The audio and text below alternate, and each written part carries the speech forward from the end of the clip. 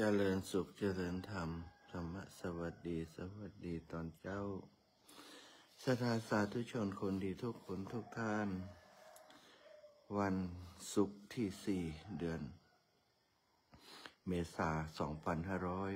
2568 เดือนเมษาย่างเข้ามาเป็นวันที่ 4 แล้วศรัทธานะก็ตื่นเจ้ามาทุกเจ้าสะสมอบรมคุณงามความดีให้เกิดมีขึ้นในตนในตัวของหมู่เฮาทั้งหลายน้อมระลึกถึงคุณพระรัตนตรัยแก้วเจ้า3 ประการทุกวันเนาะเฮาก็จะได้อยู่ดีมีสุขตื่นเจ้ามาทำวัดสวดมนต์ทุกวันเป็นสิ่งที่ ทำให้เกิดมงคลมังคละมงคลแก่ตนแก่ตัวของหมู่เฮาเจ้าข้าทั้งหลายวันนี้พร้อมแล้วก็จะปราศจากไหว้พระสวดมนต์ฉบับแปลจากสวนโมกเนาะแบบสวนโมกขพลารามอะระหังสัมมาสัมพุทโธภาควาพระผู้มีพระภาคเจ้าเป็นพระอรหันต์ดับเพลิงกิเลสเพลิงทุกข์สิ้นเชิงตรัสรู้ชอบได้โดยพระองค์เองพุทธังภคะวันตังอภิวาเทมิข้าพเจ้าอภิวาทพระผู้มีพระภาคเจ้าผู้รู้ผู้ตื่นผู้เบิกบานสวากขาโตภควตาธัมโมพระธรรมเป็นธรรมที่พระผู้มีพระภาคเจ้าตรัสไว้ดีแล้วธัมมังนะมัสสามิข้าพเจ้านามัสการพระธรรมสุปฏิปันโนภควโตสาวกสังโฆพระสงฆ์สาวกของพระผู้มีพระภาคเจ้าปฏิบัติดีแล้วสังฆังนะมามิข้าพเจ้านอบน้อมพระสงฆ์หันธรรมยังพุทธัสสะภะคะวะโตปุพพาคณมกรังกโรมะเสนะโมตัสสะภะคะวะโตขอนอบน้อมแด่พระผู้มีพระภาคเจ้าพระองค์นั้นอะระหะโตซึ่งเป็นผู้ไกลจากกิเลสสัมมาสัมพุทธัสสะตรัสรู้ชอบได้โดยพระองค์เองนะโมตัสสะภะคะวะโตขอนอบน้อมแด่พระผู้มีพระภาคเจ้า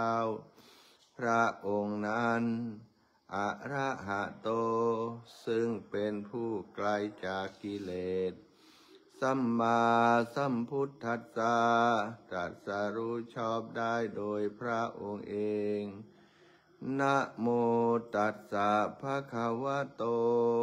ขอนอบน้อมแด่พระผู้มีพระภาคเจ้าพระองค์นั้นอะระหะโตซึ่งเป็นผู้ไกลจากกิเลสสัมมาสัมพุทธัสสะตรัสรู้ชอบได้โดยพระองค์เอง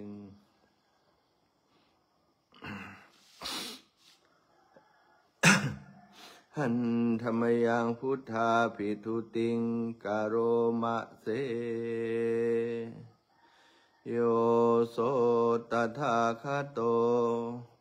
พระตถาคตเจ้านั้นพระองค์ใดอะระหังเป็นผู้ไกลจากกิเลสสัมมาสัมพุทโธเป็นผู้ตรัสรู้ชอบได้โดยพระองค์เองวิชชาจารณะสัมปันโนเป็นผู้ถึงพร้อมด้วยวิชชาและจารณะสุขโต เป็นผู้ไปแล้วด้วยดีโลกาวิทู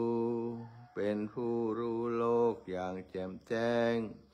อนุตตโรปุริสธรรมสารถีเป็นผู้สามารถฝึกบุรุษที่สมควรฝึกได้อย่างไม่มีใครยิ่งกว่า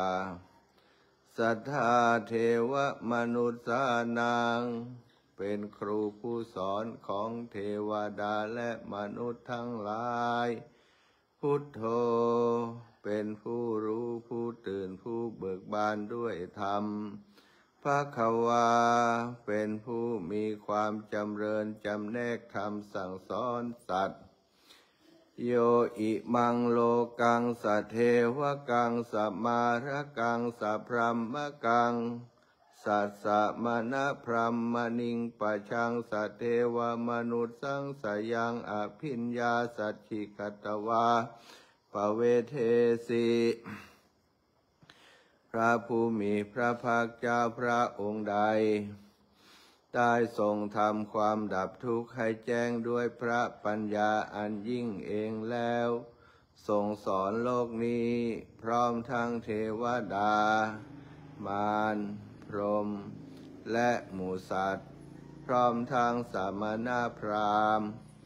พร้อมทั้งเทวดาและมนุษย์ให้รู้ตามโยธัมมังเทเสสีพระผู้มีพระภาคเจ้าพระองค์ใดทรงแสดงธรรมแล้วอาทิกัลยาณังไพเราะในเบื้องต้นมัชเชกัลยาณังไพเราะในท่ามกลางปริโยสานะกัลยาณังไพเราะในที่สุดสัทธังสัพพยัญชนะเกวราปริปุนังปริสุทธังพรหมจริยังปกาเสสีทรงประกาศพรหมจรรย์คือแบบแห่งการปฏิบัติอันประเสริฐบริสุทธิ์บริบูรณ์สิ้นเชิงพร้อมทางอัฏฐะพร้อมทางพยัญชนะตมหังภควันตังอภิปูชยามิข้าพเจ้าบูชาอย่างยิ่งเฉพาะพระผู้มีพระภาคเจ้าพระองค์นั้นตมหังภควันตังศิรสานะมามิข้าพเจ้านอบน้อมพระผู้มีพระภาคเจ้าพระองค์นั้นด้วยเสียงกล่าวขันธรรมยังธรรมาภิทุติงกโรมะเสโยโสสวากขาโตภควตาธัมโมพระธรรมนั้นใดเป็นสิ่งที่พระผู้มีพระภาคเจ้าได้ตรัสไว้ดีแล้วธรรมสันทิฏฐิโกเป็นสิ่งที่ผู้ศึกษาและปฏิบัติพึงเห็นได้ด้วยตนเองอากาลิโกเป็นสิ่งที่ปฏิบัติได้และให้ผลได้ไม่จำกัดการเอหิปัสสิโกเป็นสิ่งที่ควรกล่าวกับผู้อื่นว่าท่านจงมาดูเถิดโอปัญญิโกเป็นสิ่งที่ควรน้อมเข้ามาใส่ตัวปัจจตังเวทิตาโพวินยูหิเป็นสิ่งที่ผู้รู้ก็รู้ได้เฉพาะตนตมหังภควันตังธัมมังอภิปูชยามิข้าพเจ้าบูชาอย่างยิ่งเฉพาะพระธรรมนั้นตมหังธัมมังศิรสานะมามิข้าพเจ้านอบน้อมพระธรรมนั้นด้วยเสียงกล่าวหันธรรมยังสังฆาภิทุติงกโรมะเสโยโสสุปฏิปันโนภควโตสาวกสังโฆสงฆ์สาวกของพระผู้มีพระภาคเจ้านั้นพระหมู่ใดปฏิบัติดีแล้ว อุชุปฏิปันโนภควโตสาวกสังโฆสงฆ์สาวกของพระผู้มีพระภาคเจ้าหมู่ใดปฏิบัติตรงแล้วยายะปฏิปันโนภควโตสาวกสังโฆสงฆ์สาวกของพระผู้มีพระภาคเจ้าหมู่ใดปฏิบัติเพื่อรู้ธรรมเป็นเครื่องออกจากทุกข์แล้ว สามีจิปฏิปันโนภควโตสาวกสังโฆสงฆ์สาวกของพระผู้มีพระภาคเจ้าหมู่ใดปฏิบัติสมควรแล้วยะทิทางได้แก่บุคคลเหล่านี้คือจัตตาริปุริสายุคานิอัฏฐปุริสปุคลาคู่แห่งบุรุษสี่คู่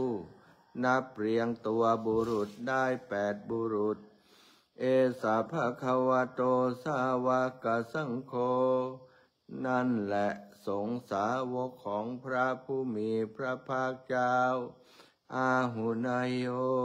เป็นสมควรแก่สักการะที่เขานำมาบูชาปาหุนายโยเป็นสมควรแก่สักการะที่เขาจัดไว้ต้อนรับทักขินายโยเป็นผู้ควรรับทักษิณาทานอัญชลีกะระนิโยเป็นผู้ที่บุคคลทั่วไปควรทำอัญชลีอนุตตรังปุญญเขตังโลกัสสะเป็นเนื้อนาบุญของโลกไม่มีนาบุญอื่นยิ่งกว่าตะมหังสังฆังอภิปูชยามิข้าพเจ้าบูชาอย่างยิ่งเฉพาะพระสงฆ์หมู่นั้นตามหังสังฆังศิรสานะมามีข้าพเจ้านอบน้อมพระสงฆ์หมู่นั้นด้วยเสียงกล่าว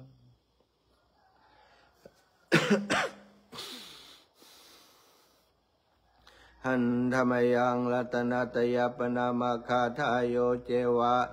สังเวคาปริกิตนาปาทันจาปนามาเสพุทโธสุสุโธกรุณามหันนะโวพระพุทธเจ้าผู้บริสุทธิ์มีพระกรุณาดุจห่วงมหันนบโยจันตสุทัพพลยานโลจโนพระองค์ใดมีตาคือยานอันประเสริฐหมดจดถึงที่สุดโลกัสสะปะปูปะกิเลสคาตโกเป็นผู้ฆ่าเสียซึ่งบาปและอุปากิเลสของโลกวันทามิพุทธังอาหามาทะเรนตังข้าพเจ้าไหว้พระพุทธเจ้าพระองค์นั้นโดยใจเคารพเอื้อเฟื้อธัมโมปฏิโปวิยตัสสะสัทธุโนพระธรรมของพระศาสดาสว่างรุ่งเรืองเปรียบดวงประทีปโยมะคาปากามตะเพทพินนโกจำแนกประเภทคือมรรคผลนิพพานส่วนใดโลกุตตโรโยจัตทัฏฐิทิปโนซึ่งเป็นตัวโลกุตตระและส่วนใดที่ชี้แนวแห่งโลกุตตระนั้น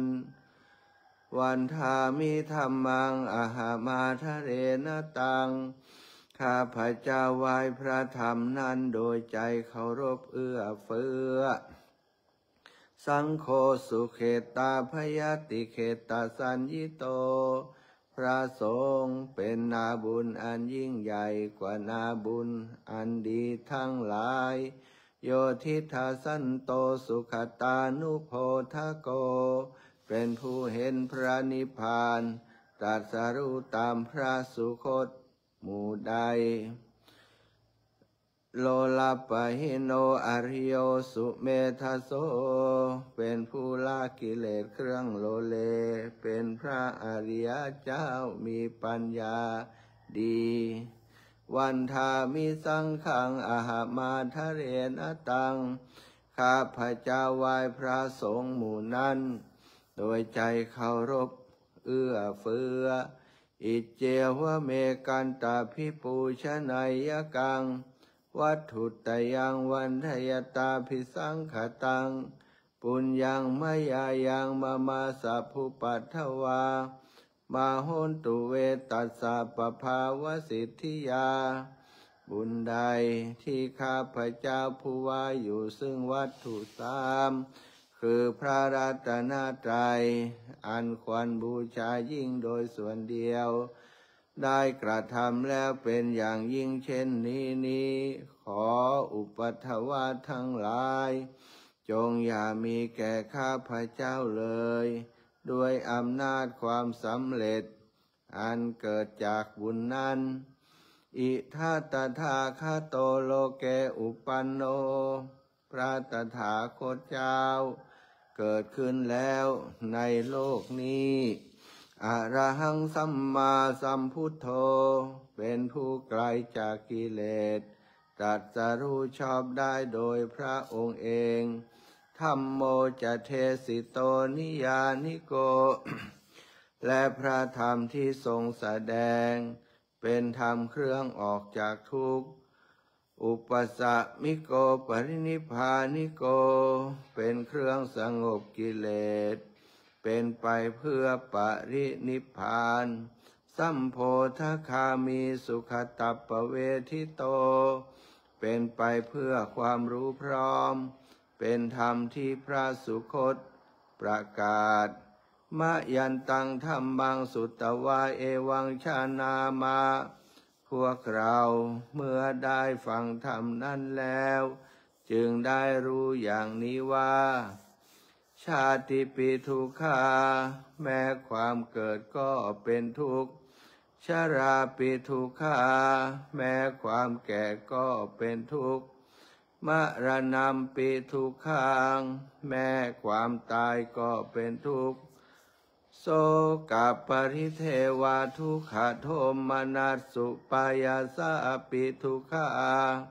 แม้ความโศกความร่ำไรรำพันความไม่สบายกายความไม่สบายใจความคับแค้นใจ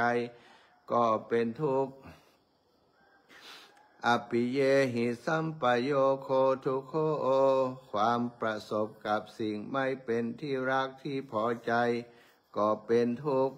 ปิเยหิวิปโยโคทุกโขความพลัดพรากจากสิ่งเป็นที่รักที่พอใจก็เป็นทุกข์ยัมปิชังนรภติตัมปิทุกขังมีความปรารถนาสิ่งใดไม่ได้สิ่งนั้นก็เป็นทุกข์สังขิเตนะปัจจุปาทานาขันธาทุกขาว่าโดยย่ออุปาทานขันธ์ทั้งห้าเป็นตัวทุกข์ไสยทิทางได้แก่สิ่งเหล่านี้คือรูปูปาทานขันโธขันธ์อันเป็นที่ตั้งแห่งความยึดมั่นคือรูปเวทนูปาทานขันโธ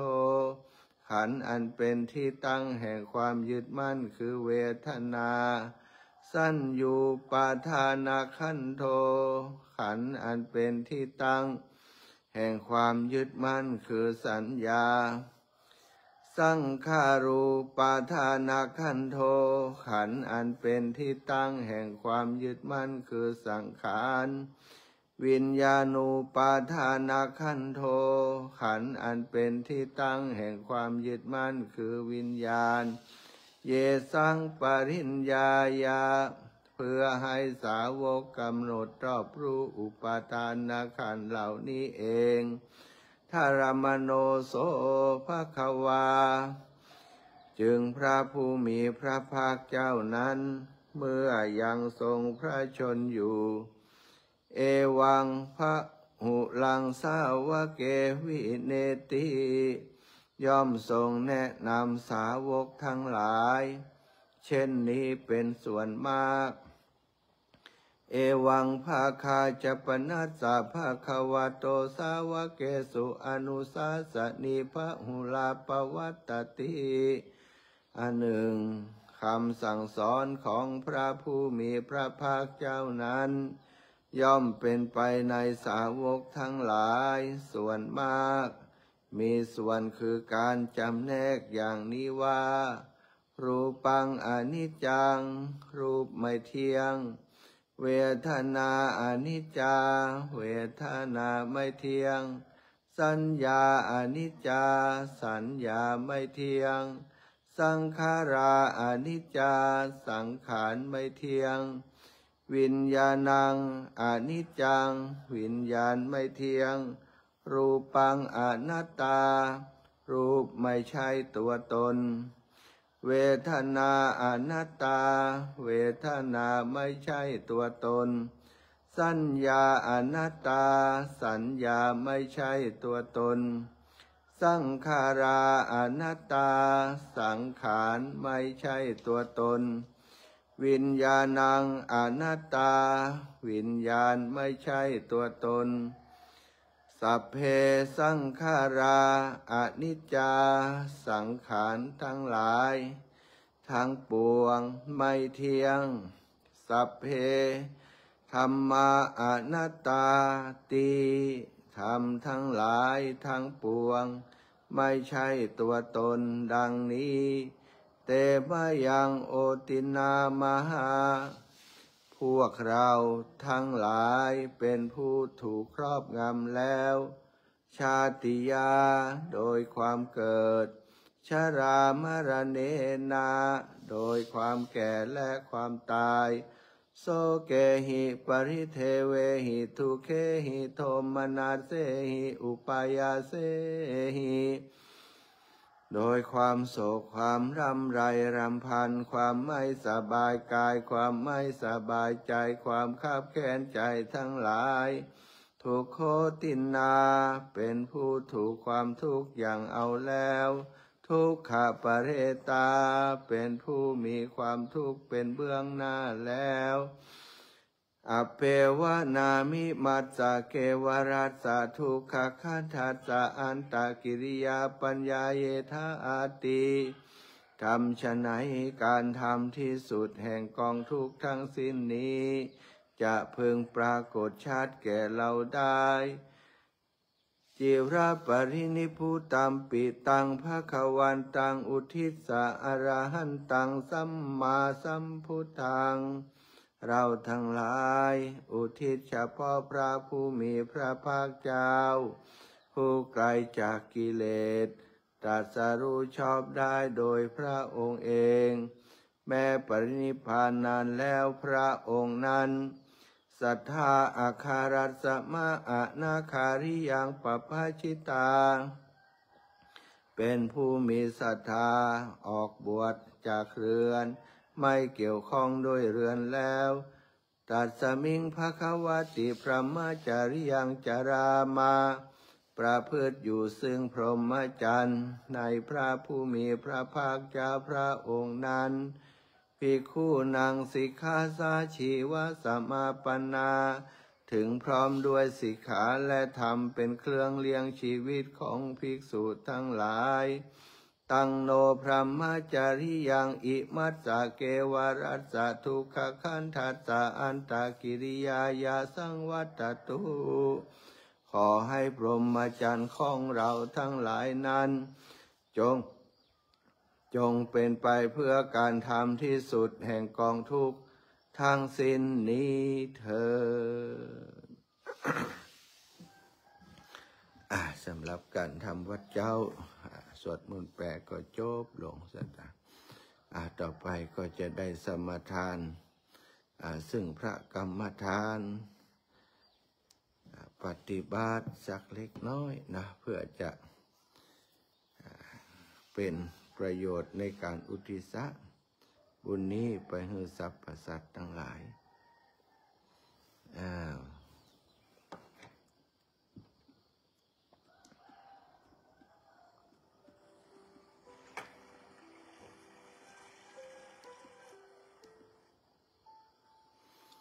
ข้าพเจ้าสาโอโกสอุกาสะอุกาสะณโอกาสบัดนี้ข้าพเจ้าทั้งหลาย ขอสมทานซึ่งพระกรรมฐานขอคานิกะสมาธิอุปจารสมาธิและวิปัสสนาญาณจงบังเกิดมีในขันธสันดานของข้าพเจ้าข้าพเจ้าจะตั้งสติไว้ที่ลมหายใจเข้าออกลมหายใจเข้ารู้ลมหายใจออกรู้3 หนและ7 หน100 หนและ1,000 หนเพื่อความไม่ประมาทในการดำรงชีวิตของตนตั้งแต่บัดนี้เป็นต้นไปเถิดศรัทธาญาติโยมทั้งหลายให้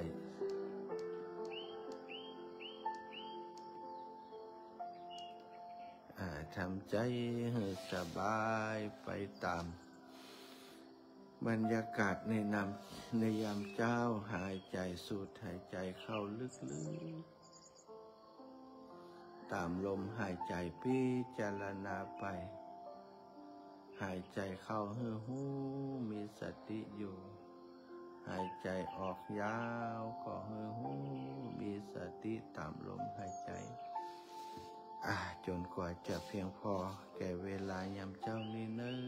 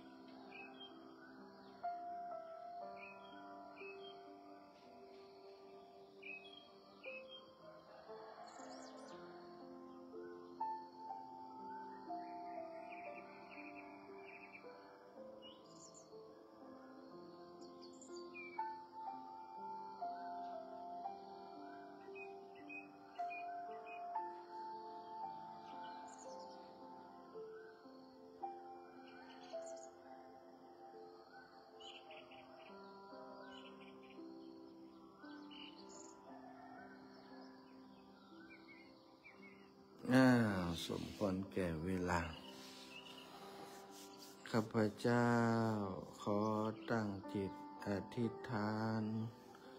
ด้วยอำนาจแห่งบุญกุศลที่ข้าพเจ้าได้บำเพ็ญแล้วนี้จงเป็นพลวะปัจจัยเป็นนิสัยตามส่งให้มีความสุขความเจริญและเกิดปัญญาญาณทั้งชาตินี้ชาติหน้าตลอดชาติอย่างยิ่งจนถึงความพ้นทุกข์คือพระนิพพาน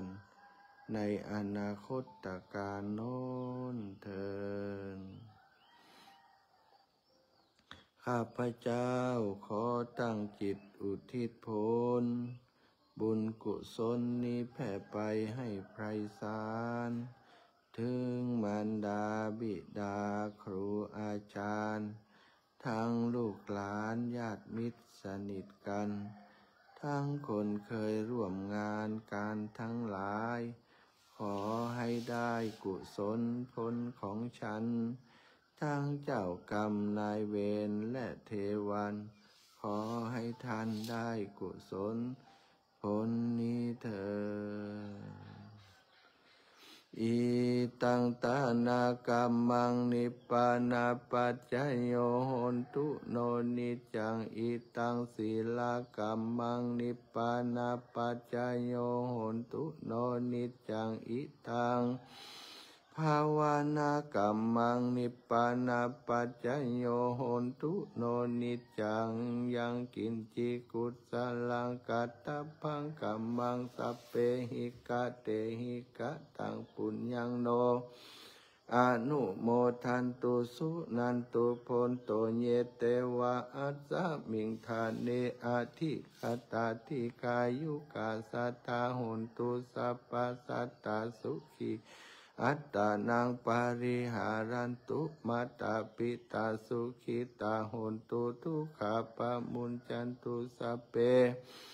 ยะทากาสุขิตาโหนตุทุกขาปะมุนจันตุสัพเพอายะทากาสุขิตาโหนตุทุกขาปะมุนจันตุสัพเพปิสาสัพเพยะขาสัพเพเปตาสุขิตาโหนตุทุกขาปะมุนจันตุสัพเพนัคขตาสุขิตาโหนตุทุกขาปะมุนจันตุสัพเพเตวาสุขิตาโหนตุทุกขาปะมุนจันตุสัพเพอาจาริยุปัจจายาสุขิตาโหนตุทุกขาปะมุนจันตุสัพพะสัมปัตติดังสามิจันตุโวกราบพระพร้อมกันเนออีปออีแม่ทั้งหลายกราบหนึ่งพุทธังวรันตังศิรสานะมามิกราบสองธัมมังวรันตังศิรสานะมามิกราบสามสังฆังวรันตังศิรสานะมามิไหว้พระสวดมนต์เรียบร้อยทำวัดเจ้าเรียบร้อยแล้วศรัทธาญาติโยมหลายคนหลายท่านได้เข้ามาติดตามได้เข้ามาช่วยสนับสนุนโครงการธรรมยาตราเพื่อการศึกษาหลายคนหลายท่านได้โอนปัจจัยผ่านมาช่วยในโครงการในครั้งนี้อาตมาก็ทำหน้าที่เดินธุดงค์เอาบุญมาฝากศรัทธาท่านทั้งหลายอยู่ตั้งบ้านตั้งจองอนุโมทนาเอายังบุญติดตนตัวแห่งอาตมาภาพได้บำเพ็ญได้ทำทุกวันตื่นเช้ามาทำวัดสวดมนต์สมาธิภาวนาเดินบิณฑบาตเดินบิณฑบาตปกปักศรัทธาญาติโยมที่หู้จักมาคุ้นกันจากรายการวิทยุก่อแวะก่อพักก่อฉันอาหารในพื้นที่ของเปิ้นได้สนทนาได้พูดได้จากันคนที่เป็นศรัทธาระหว่างทางก็มีเยอะแยะมากมายที่เปิ้นให้ความสนใจสนับสนุนโครงการนี้ศรัทธาบางคนก็ถวายปัจจัยมาเป็น ลักหมื่นก็มีนะก็ต้องขออนุโมทนาเป็นอย่างสูงแต่ว่าบ่ได้เก็บไว้กับตัว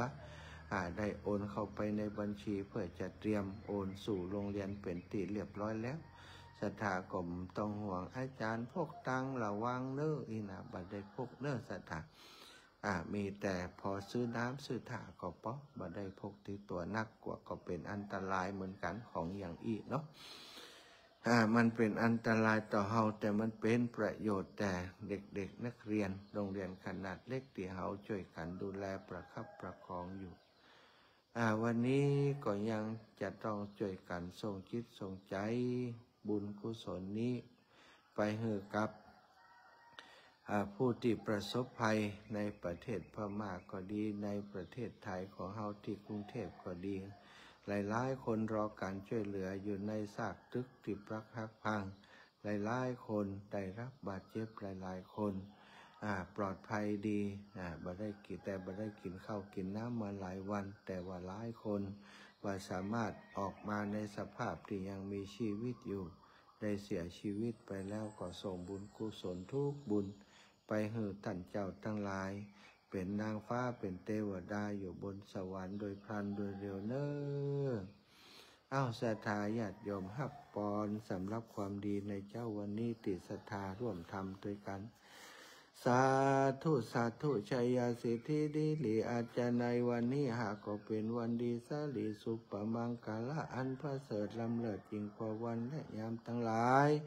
บัดนี้หมายมีเจ้ามูลละศรัทธาญาติโยมทั้งหลายติดตามรับฟั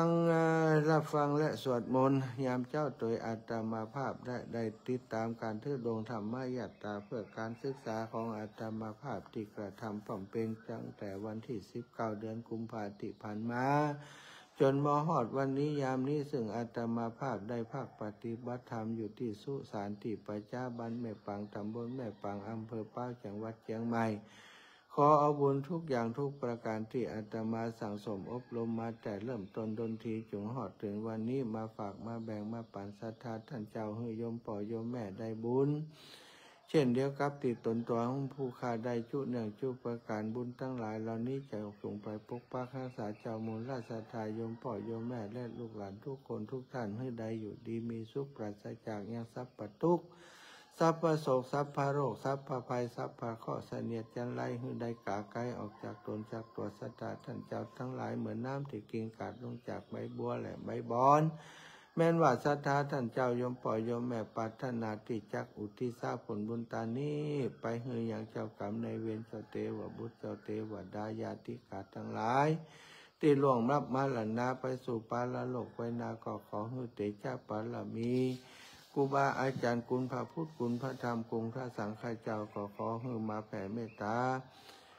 มาปกเก่าเกศาเจ้ามูลราชธาทุกคนทุกท่านให้สมคำมักคำปรารถนาสมความปรารถนาจุอย่างจุประการนั้นจงจักมีแต่งแต่ดิลีเนี่ยถาวลีวหาปุราอภิวาทนาสี